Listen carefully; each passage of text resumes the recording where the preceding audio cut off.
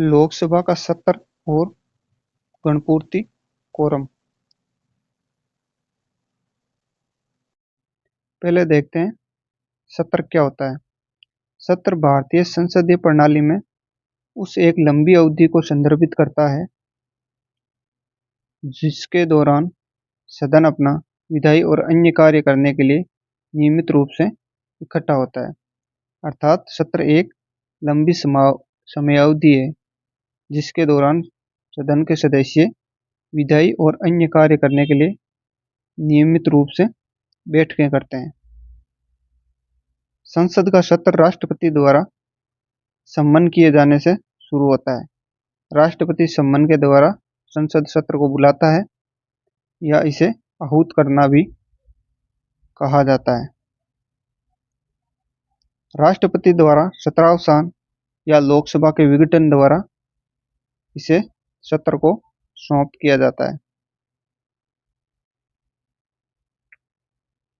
अब देखते हैं अधिवेशन क्या होता है। यह सत्र के भीतर एक विशिष्ट दिन की बैठक है। अध्यक्ष द्वारा दिन के अंत में स्थगन से समाप्त होता है, अक्सर अगले कार्य दिवस तक।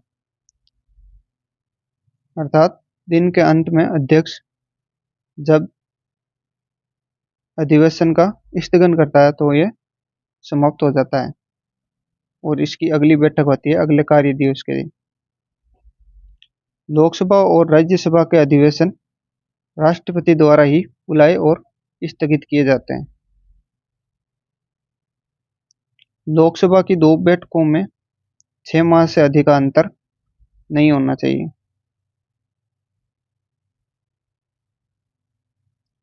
अब देखते हैं गणपूर्ति या कोरम क्या होता है। सदन की बैठक के लिए आवश्यक न्यूनतम सदस्यों की उपस्थिति ताकि सदन की कार्यवाही कानूनी और आधिकारिक रूप से संचालित की जा सके। अर्थात जब सदन की बैठक शुरू होती है तो उस समय एक न्यूनतम सदस्यों की संख्या फिक्स की हुई होती है। उतने सदस्य उपस्थित होने पर ही सदन की कार्यवाही आगे जारी रखी जाती है, अन्यथा नहीं।